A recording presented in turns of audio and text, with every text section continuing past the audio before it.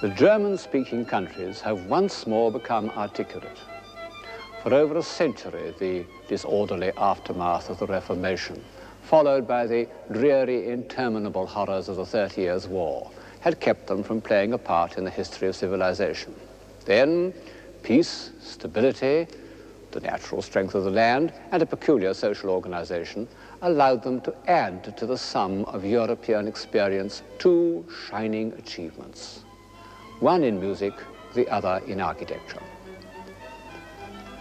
Of course, the music is far more important to us. The writing and painting of the 18th century make one think that the emotional life had somehow dried up. Well, of course it hadn't. It had been transferred to music. From Bach to Mozart, music expressed the deepest thoughts and feelings of the time, just as painting had done in the early 16th century. This program is primarily about music. And some of the qualities of 18th century music, its melodious flow, its complex symmetry, its decorative invention, are reflected in its architecture. You know, it's only quite recently that people have noticed what a brilliant, inventive, and altogether enchanting style of architecture flourished for almost 50 years in 18th century Germany and Austria. Serious-minded historians used to call it shallow or corrupt. Well, the founders of the American Constitution, who were far from frivolous, thought fit to mention the pursuit of happiness as a proper aim for mankind. And if ever this aim has been given visible form, it's in Rococo architecture. The pursuit of happiness and the pursuit of love. But before we plunge into the buoyant sea of Rococo, I must say a word about the austere ideal that preceded it, classicism. For 60 years, France had dominated Europe, and this had meant a rigidly centralized, authoritarian government and a classic style. French classicism produced magnificent architecture. This is the architecture of a great metropolitan culture. And it is expressive of an ideal, not an ideal that appeals to me, but an ideal nonetheless. Grandeur achieved through the authoritarian state. I find that this French classical architecture has a certain inhumanity. It was the work not of craftsmen, but of wonderfully gifted civil servants. But because it reflects so clearly a grand, comprehensive system, it is done with superb conviction. French classicism was eminently not exportable. But the high Baroque of Rome, especially that of Borromini, was exactly what the north of Europe needed, for a variety of reasons. For one thing, it was elastic and adaptable. So the architectural language in which northern Europe became articulate in the 18th century was that of Borromini, the second great master of Italian Baroque. Borromini came from a land of stone carvers, the Italian lakes that form a boundary with Switzerland, and his style could fit into the craftsman tradition of the Germanic North, a tradition serving a social order that was absolutely the reverse of the centralized bureaucracy of France. It's true, of course, many of the German princes thought they would like to imitate Versailles, but the formative element in German art and German music didn't lie there, but in the multiplicity of regions and towns and abbeys, all competing for their architects and choirmasters, but also relying on the talents of their local organists and plasterers. The creators of the German Baroque, the Assams and the Zimmermanns, were families of craftsmen. Zimmermann's a German for a carpenter. The finest buildings we should look at are not palaces, but local pilgrimage churches deep in the country, like the Vierzehnheiligen behind me, the 14 saints. And, come to think of it, the Bachs were a family of local musical craftsmen, out of which there suddenly emerged one of the great geniuses of Western Europe, Johann Sebastian.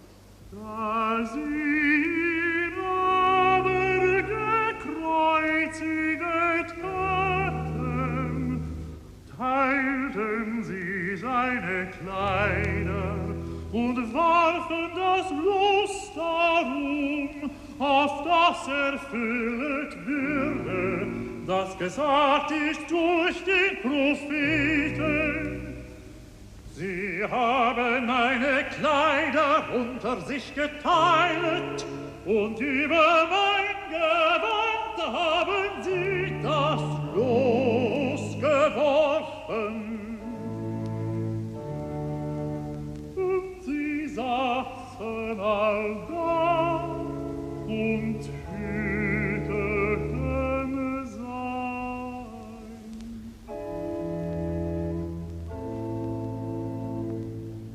The sound of Bach's music reminds me of a curious fact that people don't always remember when they talk about the 18th century, that the great art of the time was religious art. The thought was anti-religious, the way of life ostentatiously profane.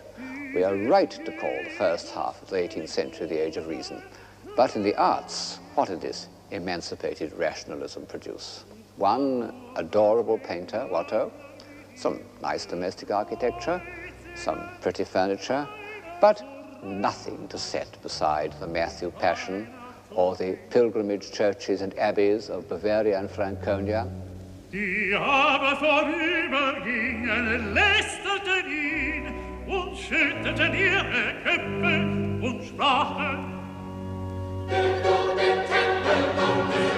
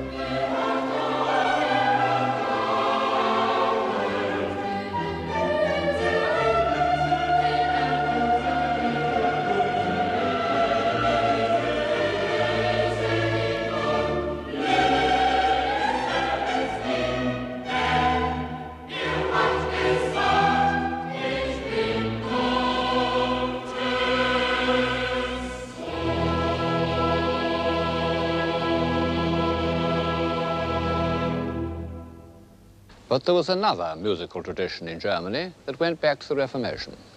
Luther had been a fine musician. He wrote music and sang with, surprisingly enough, a sweet tenor voice. And although the Lutheran reform prohibited many of the arts that civilize our impulses, it encouraged church music. In small Dutch and German towns, the choir and the organ became the only means through which men could enter the world of spiritualized emotion. This organ in the great church at Haarlem was played on by Handel and by Mozart at the age of 10. When the Calvinists, in their still more resolute purification of the Christian rite, prohibited organs and destroyed them, they caused more distress than had ever been caused by the destruction of images. Organs have played a variable role in European civilization. In the 19th century, they were symbols of newly won affluence, like billiard tables. But in the 17th and 18th centuries, they were expressions of municipal pride and independence. They were the work of the best local craftsmen, and organists were respected members of the community.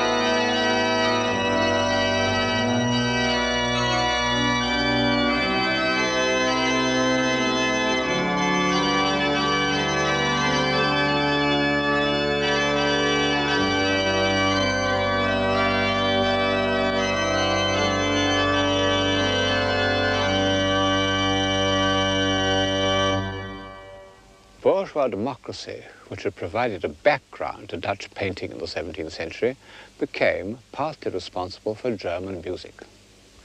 And it was a society more earnest and more participating than the Dutch connoisseurs had been.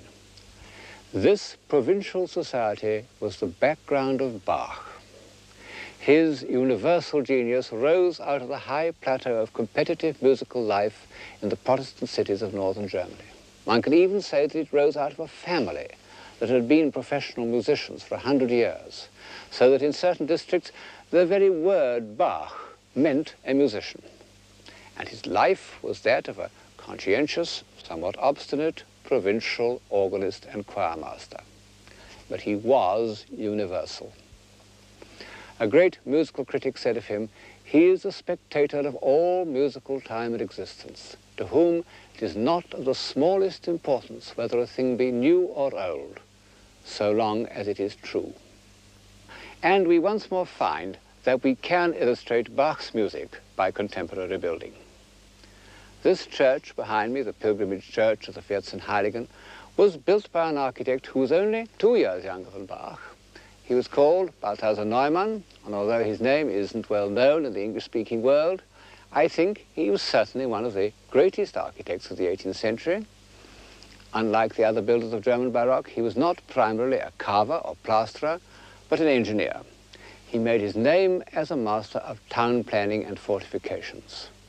And inside his buildings, just as when we're listening to Bach, we are conscious of a complex plan worked out like the most intricate mathematical problem. And, when occasion demanded it, he made use of ornaments as lavish and fanciful as that of the most ebullient Bavarian plasterer.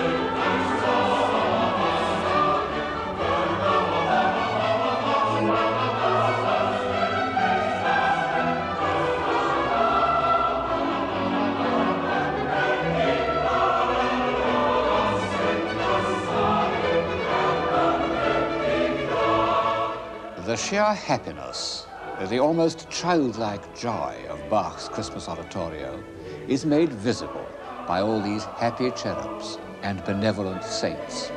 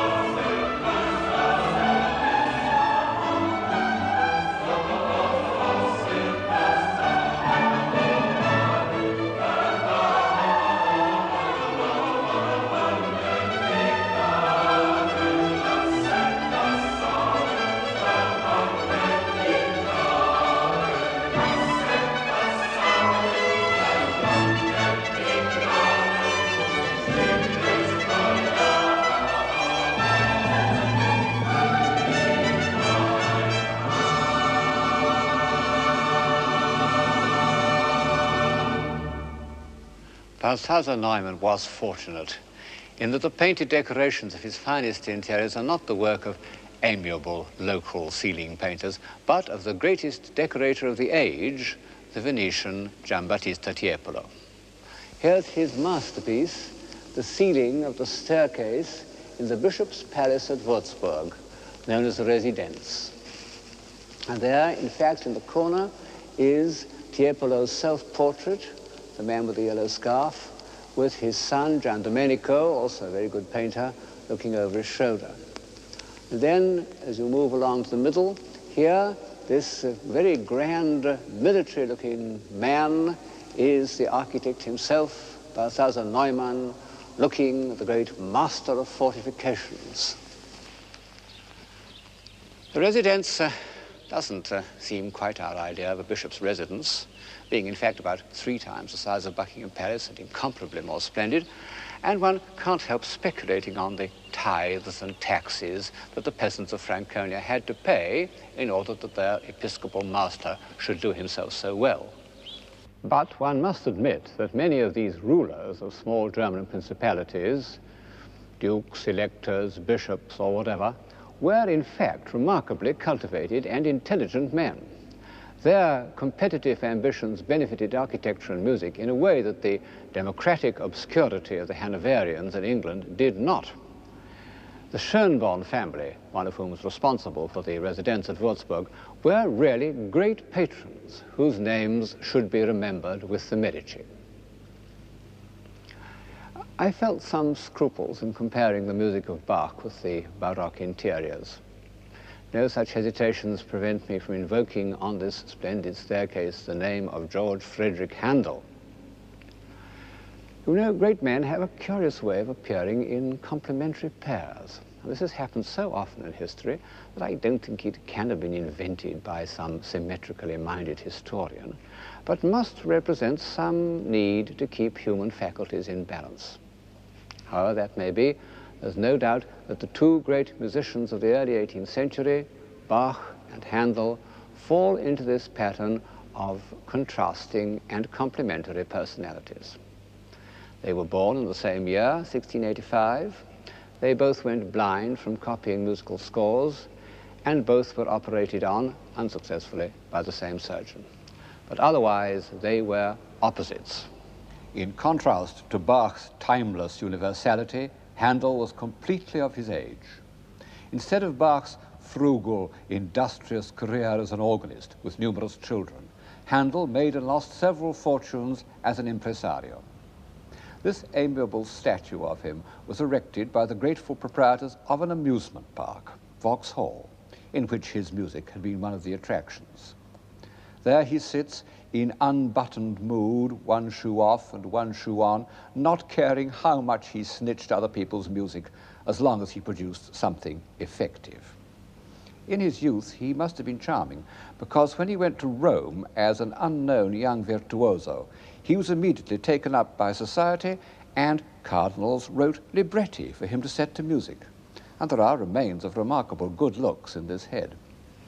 Later in life, when Handel had settled in England and entered the world of operatic production, he became less anxious to please, and is traditionally said to have held one of his leading ladies out of the window and threatened to drop her if she didn't sing in tune.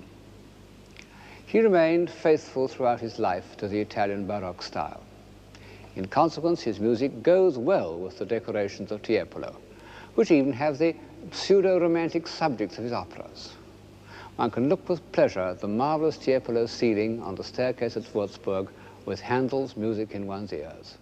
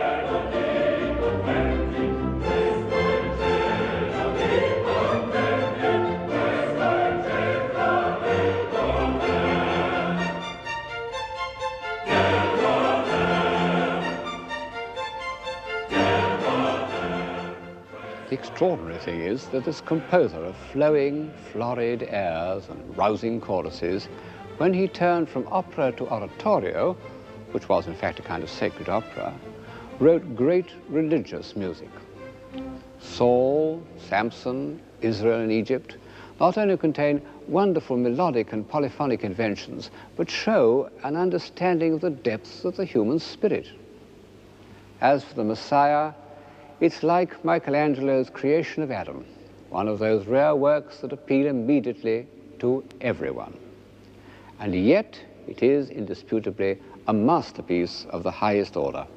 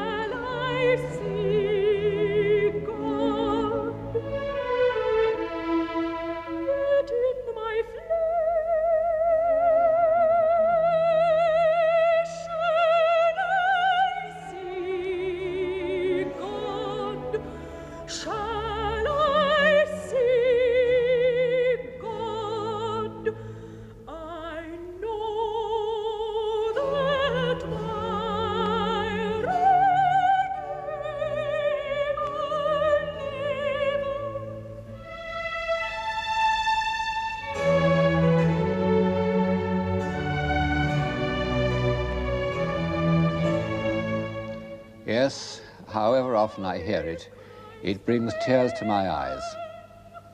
In passages like that, Handel is beyond classification. Still, one may reasonably call him a Baroque composer. Now, Baroque first came into being as religious architecture and expressed the emotional aspirations of the Catholic Church. Rococo was to some extent a Parisian invention and provocatively secular. It was, well, superficially at any rate, a reaction against the heavy classicism of Versailles. Instead of the static orders of antiquity, it drew inspiration from natural objects in which the line wandered freely, without symmetry. Shells, flowers, seaweed, vines, especially if they wandered in a double curve. Rococo was a reaction against the academic style, but it wasn't negative. It represented a real gain in sensibility. It achieved a new freedom of association and captured new and more delicate shades of feeling. All this is expressed through the work of one exquisite artist, Watteau. He was born in 1684, the year before Bach and Handel, in the Flemish town of Valenciennes, and he derived his technique from Rubens. But instead of a hearty Flemish acceptance of life, Watteau, who was a consumptive, discovered something in himself that had hardly ever been seen in art before, a feeling of the transitoriness and thus the seriousness of pleasure. He had brilliant gifts. He could draw with the style and precision of a Renaissance artist, and he used his skill to record his rapture at the sight of beautiful girls. What dreams of beauty they are.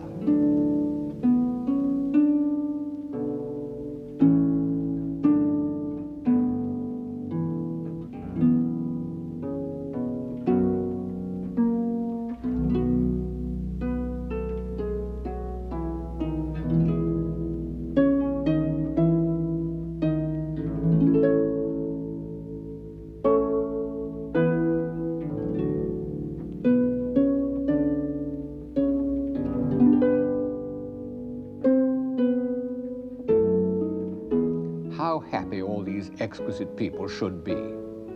But in the very temple of delight, veiled melancholy hath her sovereign shrine, though seen of none save him whose strenuous tongue can burst joy's grape against his palate fine.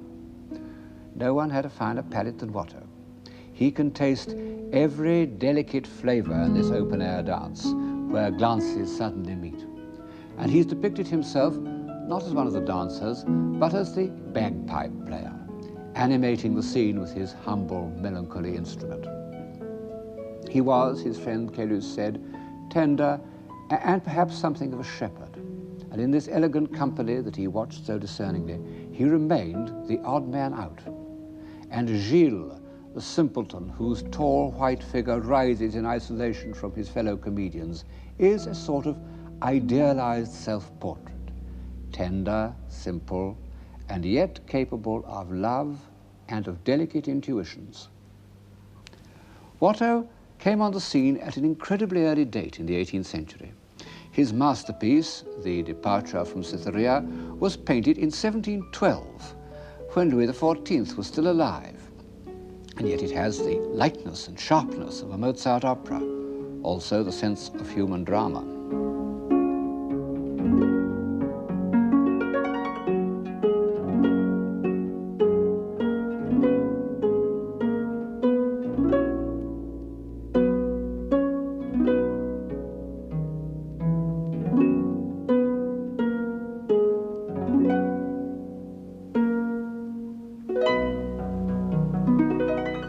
The new sensibility of which Watteau was the prophet showed itself most of all in a more delicate understanding of the relations between men and women.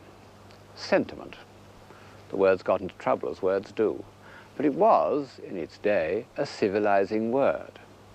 Sterne, in his Sentimental Journey, that somewhat discredited work of Rococo prose, tells a fable about a town of Abdera, which was the vilest town in all Thrace. What with poisons, conspiracies and assassinations, libels, pasquinades and tumults, there was no going there by day, 'twas worse by night. Till, hearing a play of Euripides, the people were struck by a speech of Perseus. O Cupid, prince of gods and men. Every man almost spoke pure iambics next day, and talked of nothing but Perseus, his pathetic address. O Cupid, prince of gods and men. Every street of Abdera, in every house, O Cupid, Cupid, in every mouth, like the natural notes of some sweet melody which drop from it whether it will or no. Nothing but Cupid, Cupid, prince of gods and men. The fire caught, and the whole city, like the heart of one man, opened itself to love. No pharmacologist could sell one grain of hellebore. Not a single armorer had a heart to forge one instrument of death. Friendship and virtue met together and kissed each other in the street. The golden age returned and hung over the town of Abdera. Next to love, Watteau cared most about music, for which, his friends tell us, he had a most delicate ear. Nearly all his scenes are enacted to the sound of music. In this he shows himself as part of a tradition going back to the Venetians, of whom Pater said that they painted the musical intervals of our existence, when life itself is conceived as a kind of listening. In a Watteau, we are in the world of poetry, not only on account of the grace of the figures, but because the facts have been translated into the most exquisite paint. Watteau's colour has a shimmering, iridescent quality which makes one think immediately of musical analogies.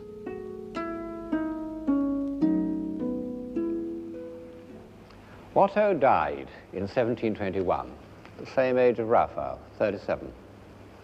And by that date, the Rococo style was just beginning to affect decoration and architecture. 10 years later, it had spread all over Europe, producing a style as international as the early 15th century Gothic. Rococo even spread to England, although the native good sense of a fox-hunting society prevented its more extravagant flights.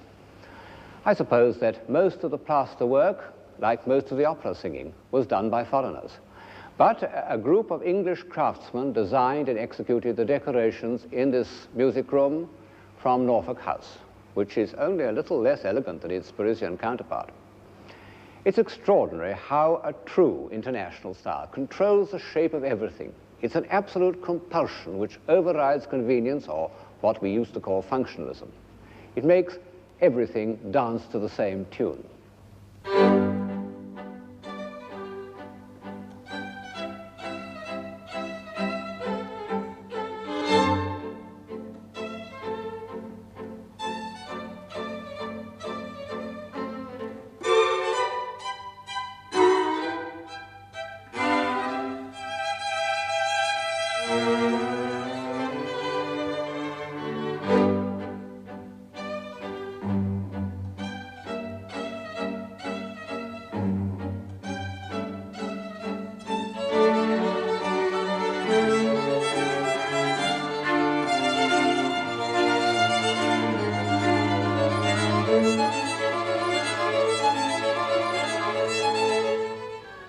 Walter Pater said that all art aspired to the condition of music.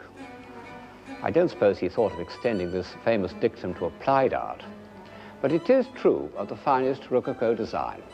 The rhythms, the assonances, the texture have the effect of music and are echoed in the music of the next 50 years.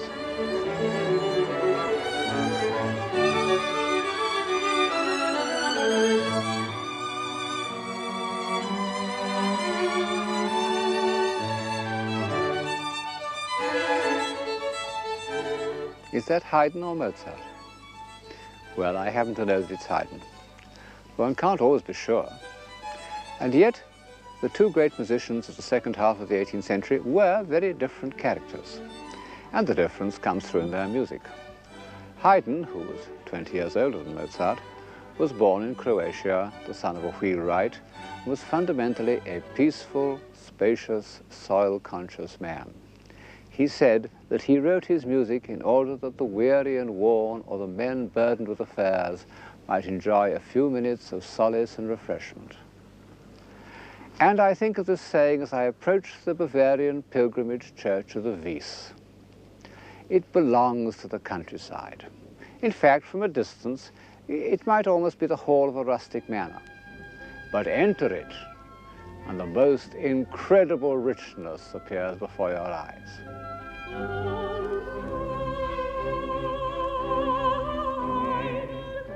In these Rococo churches, the faithful are persuaded not by fear, but by joy. They're a foretaste of paradise. Sometimes, I admit, rather more like the Mohammedan paradise of the senses than the disembodied paradise of Christianity. Oh, Cupid, Cupid, prince of gods and men.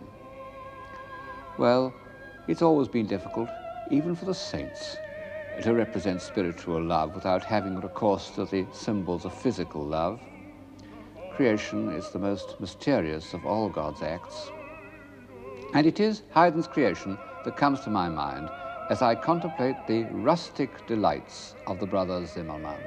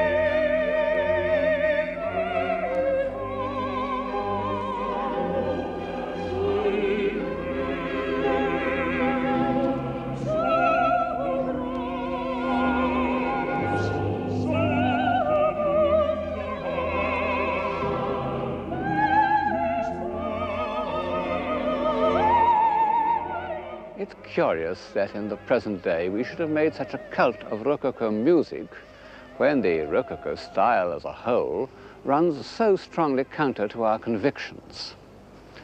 You see, many of the most beautiful Rococo buildings of the 18th century were built simply to give pleasure by people who believed that pleasure was important and worth taking trouble about and could be given some of the quality of art. And we've managed to destroy a good many of them during the war, including the Palace of Sanssouci at Potsdam and the Zwinger at Dresden. As I've said, it may be difficult to define civilization, but it isn't so difficult to recognize barbarism.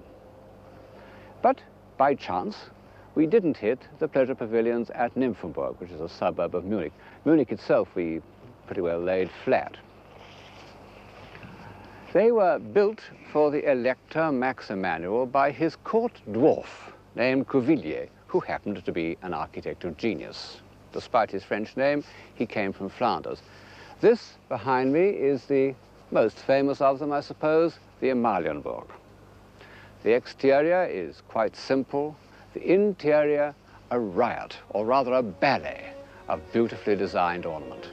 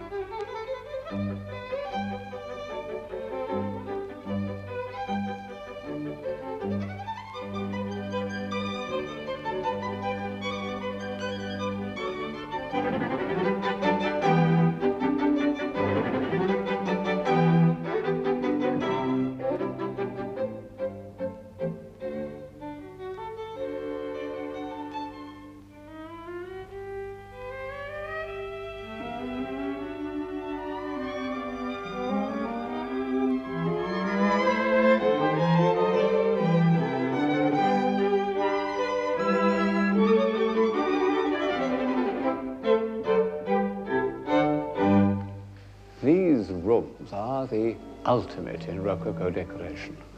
And one might say that they bridge the gap between Watteau and Mozart. And yet, to pronounce the name of Mozart in the Amalienburg is dangerous, because it gives color, very pretty color, to the notion that Mozart was merely a Rococo composer. 50 years ago, this was what most people thought about him. The notion was supported by horrible little plaster busts, which made him look a perfect 18th century dummy. I bought one of these busts when I was at school, but when I first heard the G minor quartet, I realized that it couldn't possibly have been written by the smooth white character on my mantelpiece, and I threw the bust into the waste paper basket. I afterwards discovered the portrait by Langer, which, although no masterpiece, does convey the single-mindedness of genius. Of course, a lot of Mozart's music is in the current 18th century style.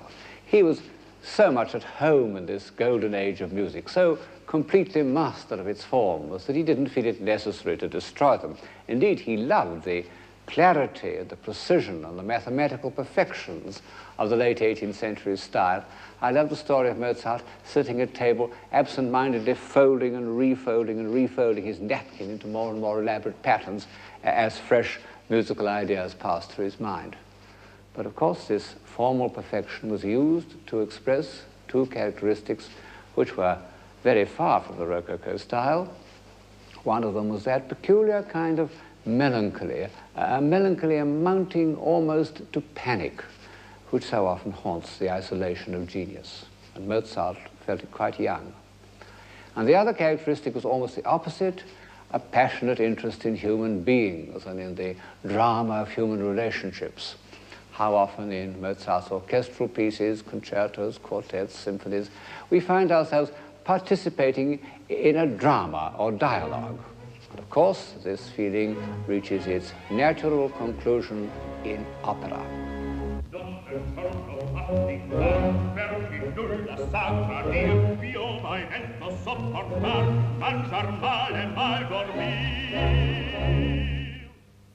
Opera, next to Gothic architecture, is one of the oddest inventions of Western man.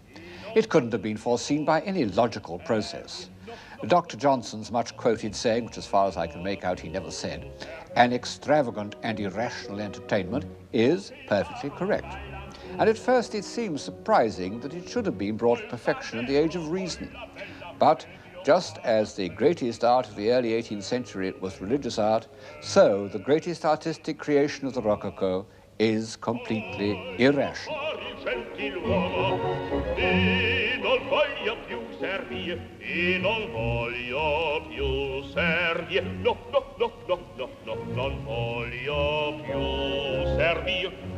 Ma mi par che venga gente, ma mi par che venga gente, non mi voglia far sentire, non mi voglia far sentire, non mi voglio far sentire, no, no, no, no, no. Of course, opera had been invented in the 17th century and made into a form of art by the prophetic genius of Monteverdi. It came to the north from Catholic Italy, and it flourished in the Catholic capitals, Vienna, Munich, Prague. Indignant Protestants used to say that Rococo churches were like opera houses. Quite true, only it was the other way around. As you can see, this enchanting opera house in Munich, built by the dwarf architect Cuvillier, is exactly like a Rococo church. One can almost say that opera houses came in when churches went out. And they expressed so completely the views of this new profane religion that for 100 years all opera houses continued to be built in Rococo style long after that style had gone out of fashion. And in Catholic countries, not only in Europe but in South America, they were often the best and largest buildings in the town.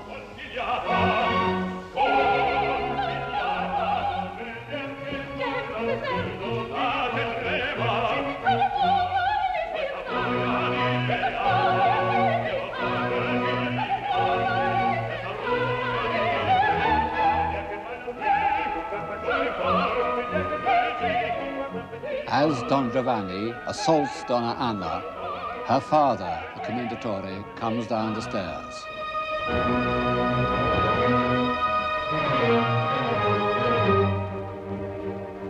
What on earth has given opera its prestige in Western civilization? A prestige that has outlasted so many different fashions and ways of thought. Why are people prepared to sit silently for 3 hours, listening to a performance of which they don't understand a word? Why do quite small towns all over Germany and Italy still devote a large portion of their budgets to this irrational entertainment? Well, partly, of course, because it's a display of skill, like a football match. But chiefly, I think, because it is irrational. What is too silly to be said may be sung. Well, yes, but what is too subtle to be said, or too deeply felt, or too revealing, or too mysterious? These things can also be sung, and only be sung.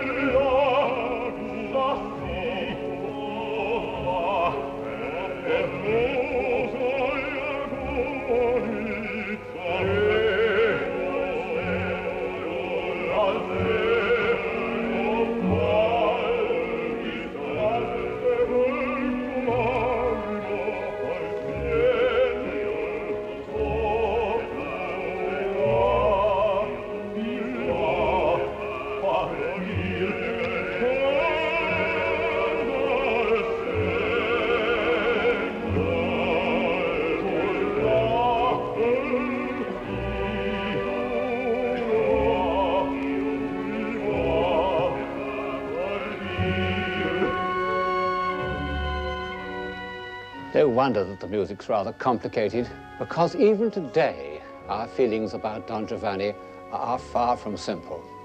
He's the most ambiguous of hero villains. The pursuit of happiness and the pursuit of love, which had once seemed so simple and life-giving, have become complex and destructive. And his refusal to repent, which makes him heroic, belongs to another phase of civilization.